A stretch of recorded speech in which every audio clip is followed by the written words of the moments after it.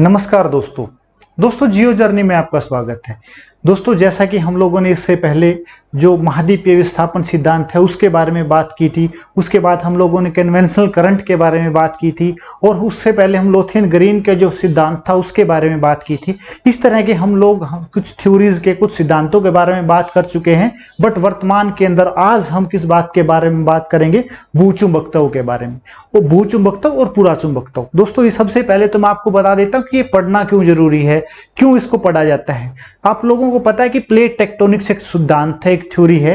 उस सिद्धांत की सत्यनिष्ठा को उसके लिए कुछ उसको अच्छे से समझने के लिए आप अगर ये समझ लेते हैं, ये कॉन्सेप्ट समझ लेते हैं, तो आपकी अंडरस्टैंडिंग और अच्छे से बढ़ जाएगी और आपको समझ आ जाएगा कि जो हमारी पृथ्वी की जो रॉक्स हैं, उन रॉक्स के अंदर जो उनकी प्रॉपर्टी है, जो उनकी चुंबकीय प्रॉपर्टी है, वो किस कारण से है और वो किस प्रकार से बनी हुई है। क्योंकि आप लोगों को पता है कि ज्योग्राफी की जियोमॉर्फोलॉजी जो ब्रांच है उसके अंदर हम क्या पढ़ते हैं, जो चट्टानें हैं, रॉक हैं, उनके स्ट्रक्चर के बारे में पढ़ते हैं, उनके लैंडफॉर्म के बारे में पढ़ते हैं।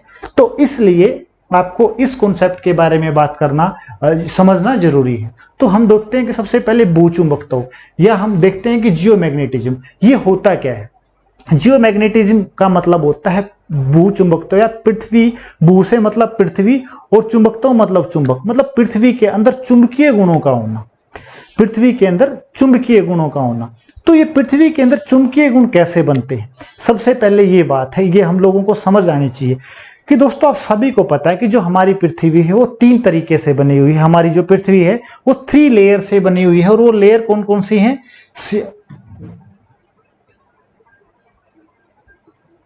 अगर ये देखें तो सबसे ऊपर की कौन सी थी? क्रस्ट। सबसे अंदर की कौन सी थी? कोर। और ये जो लेयर है इसको क्या बोलते हैं हम लोग? मेंटल। यही बोलते हैं ना। तो कल हमने स्टडी की थी मेंटल की, और मेंटल के अंदर कुछ धाराएं चलती हैं जो सवनीय धाराएं हैं, जिसके कारण जो रॉक हैं, जो चट्टानें हैं, वो मूवमेंट करती हैं। आज हम स्टडी करेंगे दोस्तों इस कोर की, आंतरिक के भाग की। जो इस कोर को भी आपको पता है कि हम लोगों ने जब पृथ्वी की आंतरिक संरचना के बारे में बात की थी तो आप लोगों ने देखा था कि पृथ्वी की आंतरिक संरचना में कोर को भी 2 भागों में बांटा गया है। एक ऊपर का कोर, ऊपरी कोर, और एक जो बिल्कुल जो सेंटर है पृथ्वी का, वो आपको पता है कि जो आंतरिक कोर है, जो बिल्कुल बीच का भाग है, ये वाला भाग है, ये क्या है? ठोस है, सॉलिड है ना, ठोस है। और जो इसके चारों तरफ का भाग है, ये वाला पार्ट है। और ये वाला पार्ट कौन सा है दोस्तों? ये वाला जो पार्ट है ये क्या है? Semi solid. सेमी सॉलिड या एक के राब से लिक्विड। और आप लोगों को पता है कि हम जैसे ही ऊपर से नीचे जाते हैं तो इसका नाम, एक दूसरा नाम क्या था? निफे। ये कुछ था ना, निफे। एन आई से बताया था मैंने आपको, निकिल। निकिल बताया था ना। और फायरन मतलब लोहा। जैसा कि इसके नाम से पता है, ये जो निकिल है और ये जो लोहा है, ये जो पृथ्वी की जो आंतरिक संरचना है, जो पृथ्वी का कोर है, उसके अंदर इसकी डेंसिटी के कारण, इसकी गहनता के कारण, और जो पृथ्वी का तापमान है, उन दोनों के मिलने से ये जो लोहा है, ये जो निकिल है, ये मूवमेंट करता रहता है। मूवमेंट कैसे करता रहता है? स्पाइरल के रूप में। स्पाइरल कैसे होती है? इस प्रकार से। इस प्रकार से ये मूवमेंट करता रहता है और ऐसे मूवमेंट करता रहता है, सवनीय धाराओं के रूप में मूवमेंट करता रहता है। और जब हम लोगों ने पृथ्वी की आंतरिक संरचना पढ़ी थी तो हम लोगों ने एक करंट कॉन्सेप्ट पढ़ा था कि यूरोपियन स्पेस एजेंसी के एक सैटेलाइट ने बताया है कि ये जो पार्ट है, इस पार्ट के अंदर कौन सी जेट स्ट्रीम भी चलती है। और जेट स्ट्रीम कौन सी? Core jet stream. और कोर जेट स्ट्रीम के अंदर क्या बहता है? निकिल और लोहा, ये बहता है। आप लोग इतनी बात समझ गए और उसको हम पीछे से जोड़ के भी बात कर सकते हैं। तो ये जो सारी मूवमेंट है लोहे की और निकिल की, इन दोनों की इस तरह की मूवमेंट, किस तरह की मूवमेंट? इस तरह की जो गति है, इस तरह की जो मूवमेंट है, इस तरह की जो गति है, वही दोस्तों हमारी पृथ्वी के अंदर चुंबकत्व को उत्पन्न करती है, मैग्नेटिज्म को उत्पन्न करती है। कैसे उत्पन्न करती है? आप सभी ने डायनेमो के बारे में पढ़ा होगा, पढ़ा है ना? डायनेमो से समझते हैं ना। जनरेटर का काम क्या होता है? घूमने से क्या बनती है? विद्युत। और दोस्तों विद्युत के अंदर क्या होती है? चुंबकीय गुण। ये कुछ हम देखते हैं हमारी नॉर्मल लाइफ में। इसी प्रकार की घटना हमारी पृथ्वी का जो कोर है, जो पृथ्वी की आंतरिक संरचना है, उसके अंदर घटता है। उसी के अंदर ये घटना घटित होती है, जिसके कारण हमारी जो पृथ्वी है उसके ऊपर मैग्नेटिज्म या फिर चुंबकत्व का प्रभाव होता है, या उसके अंदर चुंबकीय गुण हम लोग देखते हैं। तो इसी प्रकार की जो घटना है, इस प्रकार के जो अध्ययन है, पृथ्वी के चुंबक का जो अध्ययन है, वही क्या कहलाता है दोस्तों? भूचुंबकत्व। समझ आया? अब ये देखो, जो magnetism is the study of the earth magnetic field. हम लोगों ने क्या देखा कि अर्थ का मैग्नेटिक फील्ड बनता कैसे है, ठीक है? और अर्थ का मैग्नेटिक फील्ड बनता है तो क्या करता है? उसकी स्टडी करना ही क्या है? भूचुंबकत्व। अब नेक्स्ट देखते हैं। The magnetic field of the earth is created in the outer core of the planet. यही बात हम लोगों ने देखी, और इसमें क्या बताया कि जो आउटर कोर है उसके अंदर तापमान ज्यादा है। ये भी बात हम लोगों ने देखी। उस तापमान के कारण क्या है कि जो हमारा निकेल है और जो हमारा फायरन है वो मूवमेंट करता है, वो सवनीय धाराओं के रूप में चलता है। और सवनीय धाराओं के रूप में चलता है तो क्या होता है? उस सवनीय धाराओं के कारण गतिज ऊर्जा उत्पन्न होती है। गति ऊर्जा के कारण क्या होती है? विद्युत ऊर्जा। और विद्युत ऊर्जा से क्या होती है? जो चुंबकीय गुण है वो हमारी पृथ्वी को प्राप्त होते हैं। दोस्तों ये देखो, इसी प्रकार की मूवमेंट है इस कोर के अंदर, और इसी प्रकार की जो मूवमेंट है उसी कारण से हम लोगों को इसके अंदर चुंबकीय गुण प्राप्त होते हैं। और चुंबकीय गुणों के हिसाब से अब देखो ये मूवमेंट कैसे करता है? स्पाइरल मूवमेंट करता है, इस प्रकार की मूवमेंट करता है ना। तो हमारी जो पृथ्वी है वो किस प्रकार से काम किया? पृथ्वी ने एक छड़नुमा चुंबक के रूप में, और छड़नुमा चुंबक है तो इसका एक पोल नॉर्थ होगा और एक साउथ होगा, ऐसा ही कुछ होगा। नॉर्थ होगा और साउथ होगा। एक चुंबक के रूप में, एक चुंबक के अगर छड़नुमा चुंबक है, एक सीधा ये अगर कोई चुंबक है तो इसके दो पोल हैं, एक नॉर्थ पोल एक साउथ पोल है। उसी प्रकार एक चुंबक के पोल हैं। तो हमारी जो पृथ्वी है वो भी एक छड़नुमा चुंबक के रूप में काम करती है। क्यों? क्योंकि कोर के अंदर स्पाइरल रूप से मूवमेंट होती है लोहे और निकल की। तो अब ये जब स्पाइरल रूप से मूवमेंट होती है तो क्या होगा कि एक नॉर्थ पोल होगा, एक साउथ पोल होगा। यही है ना, यही होगा। पर वास्तविकता में हमारी जो पृथ्वी है उसका जो छड़नुमा चुंबक है वो उल्टा है। इसका नॉर्थ पोल नीचे है और इसका साउथ पोल ऊपर है। जो पृथ्वी की जो छड़नुमा चुंबक है उसका नॉर्थ पोल नीचे है और पृथ्वी उसका जो साउथ पोल है वो ऊपर की तरफ, ठीक है। बट जो हमारा वास्तव में नॉर्थ पोल पृथ्वी का किस साइड है? अगर हम लोग मतलब भूआकृति के हिसाब से देखें तो हमारा नॉर्थ पोल ऊपर की तरफ है और साउथ पोल नीचे की तरफ है। बट हमारा जो चुंबकीय पोल है वो क्या है? इसके अपोजिट है। क्यों? क्योंकि ये हमारे विपरीत रूप में काम करता है। अब मैं आपको बताता हूं कि इसके एग्जैक्ट पोल पृथ्वी पर कहां कहां पर स्थित है। अगर आप देखें तो ये जो हमारा मैग्नेटिक पोल है ये हमारा नॉर्थ पोल हुआ, ये तो हमारा नॉर्थ पोल हुआ भूमि के हिसाब से। बट इसके यहां पर अप्रोक्सीमेटली 11 डिग्री के कोण के ऊपर यहां पर पृथ्वी का मैग्नेटिक पोल है। और ये कौन सा मैग्नेटिक पोल है? साउथ मैग्नेटिक पोल है, ठीक है। और इसके जो अपोजिट है, इसका अपोजिट कौन सा हो गया? ये रहा, ये था हमारा कौन सा? ज्योग्राफिक पोल। ज्योग्राफिक पोल हो गया, ये भी ज्योग्राफिक पोल हो गया। ये ज्योग्राफिक नॉर्थ पोल था, ये ज्योग्राफिक कौन सा है? South pole. तो इसके पास आप देखोगे कि ये वाला एरिया जो ये कौन सा है? जियोमैग्नेटिक पोल या फिर मैग्नेटिक पोल। ये कौन सा है?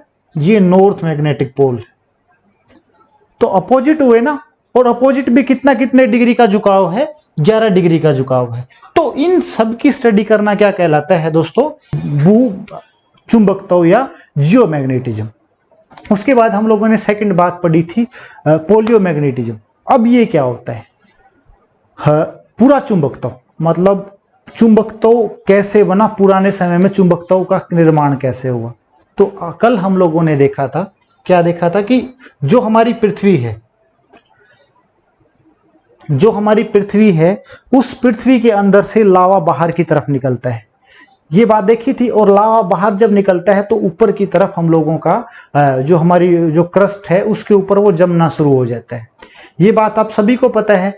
और आप सभी को ये भी पता है कि जो हमारा जो रॉक है, जो चट्टाने हैं, उन चट्टानों के अंदर लोहे के अंश भी हैं, निकेल के अंश भी हैं, ये भी आपको पता है। और जब जो अग्नेय चट्टान है, उसके जब हम अग्नेय चट्टान की प्रॉपर्टी पढ़ी थी, उसके जो कैरेक्टरिस्टिक पढ़ी थी, उसमें हम लोगों ने देखा था कि जो पृथ्वी की जो अग्नेय चट्टान, उसमें लोहे के गुण होते हैं, निकेल के गुण होते हैं। तो ये जो लोहे और जो निकेल के गुण है, जब कोई चट्टान बाहर निकलती है ये पृथ्वी के अंदर से, मतलब ये हमारी जो पृथ्वी है, उस पृथ्वी के अंदर से जो कोर है,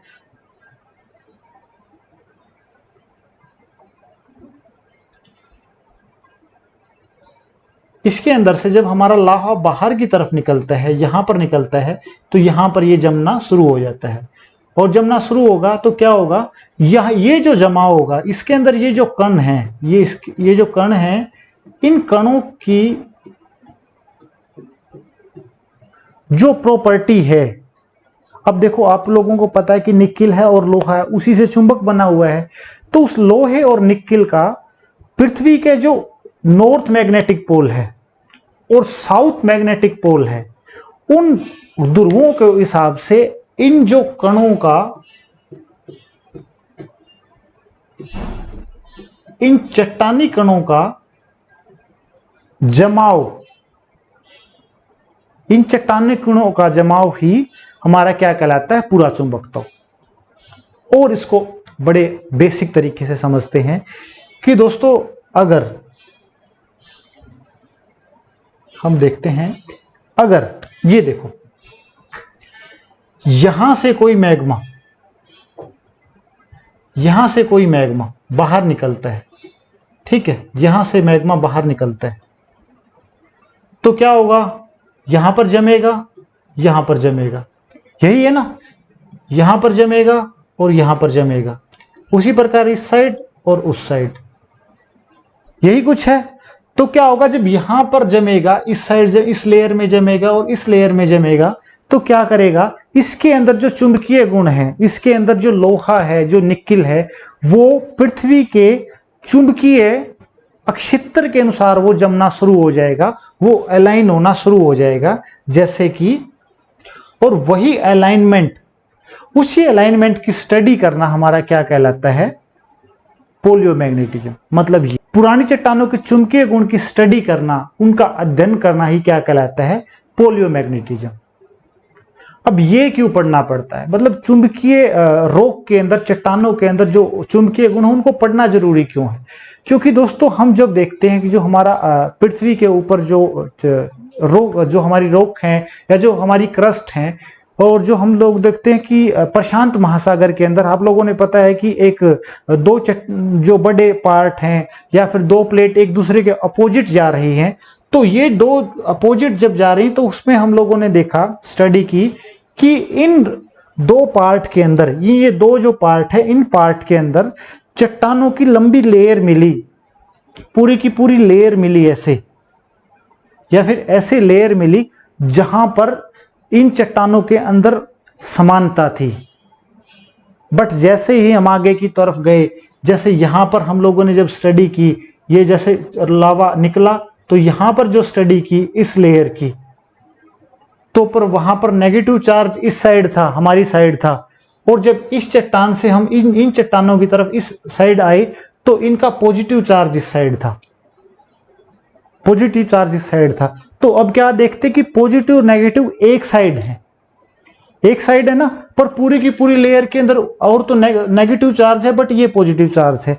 जब इस चीज की स्टडी की, इस चीज का अध्ययन किया, तो पता लगा कि जो हमारी पृथ्वी है, उस पृथ्वी के जो चुंबकीय जो अक्षेत्र हैं, जो चुंबकीय पोल हैं, वो भी परिवर्तित होते रहते हैं। और अप्रोक्सीमेटली 20 लाख साल बाद 20 लाख साल बाद ये जो हमारी पृथ्वी है उसका नॉर्थ पोल साउथ पोल हो जाता है और उसका जो साउथ पोल है वो नॉर्थ पोल हो जाता है, मतलब एक दूसरे के अपोजिट आ जाते हैं। हम लोगों ने देखा था ना कि जो हमारी पृथ्वी है वो इस प्रकार से एक चुंबक के रूप में काम करती है, इसका साउथ पोल ऊपर है और इसका नॉर्थ पोल नीचे है। परंतु 20 लाख साल के बाद क्या होगा कि ये जो नॉर्थ पोल है वो ऊपर की तरफ चला जाएगा और जो साउथ पोल है वो नीचे की तरफ आ जाएगा। और ये कौन से पोल हैं? चुंबकीय ध्रुव। ये चुंबकीय ध्रुव बदल जाते हैं। ये कैसे पता लगा हम लोगों ने जब इसकी स्टडी की। तो इस प्रकार की जो चट्टानें थे, इन प्रकार की चट्टानों का समय के अनुसार से और जो पुराने समय के हिसाब से इन सभी का अध्ययन करना क्या कहलाता है? पुराचुंबकत्व। तो अभी तक हम लोगों ने बात की दोस्तों क्या? भूचुंबकत्व और पुराचुंबकत्व। भूचुंबकत्व क्या था? पृथ्वी की जो मैग्नेट है, जो चुंबक है, उनकी स्टडी करना कि वे पृथ्वी के अंदर जो चुंबकीय शक्ति है वो कैसे जनरेट होती है और वो क्या क्या इंपैक्ट डालती है। और पुराचुंबकत्व क्या है कि जो पृथ्वी के ऊपर जो चट्टानें हैं उन चट्टानों के अंदर ये जो चुंबकीय गुण है वो किस हिसाब से अलाइन है, किस हिसाब से वो जमे हुए हैं, इन सभी का अध्ययन करना क्या कहलाता है? पुराचुंबकत्व। दोस्तों ये चुंबकत्व और पुराचुंबकत्व की स्टडी हम करते क्यों है, क्यों इंपॉर्टेंट है? ये प्लेट है जो हमारे बड़े बड़े स्थलखंड है उनके बिहेवियर के बारे में, उनके व्यवहार के बारे में, उनकी गति के बारे में हम लोगों को पता लगता है। सेकंड क्या है? जो हमारी पृथ्वी का जो ओरिजिन है उसके बारे में पता लगता है। और थर्ड क्या है? जो प्लेट टेक्टोनिक्स थ्योरी है और जो अन्य जो सिद्धांत है भूचुंबकत्व, जो अन्य सिद्धांत है महाद्वीपीय फ्लो के, ड्रिफ्ट के, उनके बारे में हम लोगों को दोस्तों पता लगता है। तो इसलिए इसकी स्टडी करना हमें जरूरी है या इसकी जरूरत पड़ती है। और अब ये जो चट्टानें हैं, अब ये जो भूचुंबकत्व है उसकी स्टडी के कारण हम लोग एक और बात देखते हैं कि जो हमारी यंगर क्रस्ट है, जो हमारी भूपृष्ठ है, उसके ऊपर जो सेडिमेंट है उस सेडिमेंट का भी हम लोगों को पता लगता है कि ये जो सेडिमेंट है, ये जो क्रस्ट के ऊपर जो कण है, निक्षेपित कण है, ये कितने साल पुराने हैं और कितने साल नहीं है। तो दोस्तों इसलिए हम लोग इसका भूचुंबकत्व और पुराचुंबकत्व की हम स्टडी करते हैं। और इससे जो भूचुंबकत्व और पुराचुंबकत्व की जो कॉन्सेप्ट है दोस्तों, ये जियोफिजिक्स का कॉन्सेप्ट है जो हमें सिर्फ बेसिक पढ़ने की जरूरत है भूगोल के एक छात्र के रूप में, एक ज्योग्राफर के लिए। और जो जियोफिजिक्स के या जो जियोलॉजी के स्टूडेंट है उनको और डीपली इसको पढ़ना पड़ता है। तो इस प्रकार की जो स्टडी है, ये स्टडी फ्यूचर में और ज्यादा बढ़ेगी, इसके बारे में और ज्यादा साक्ष्य हमें अलग अलग तरीके से मिलेंगे और हम लोग इस तरह के सिद्धांतों के बारे में और गहराई से अध्ययन करेंगे दोस्तों। तो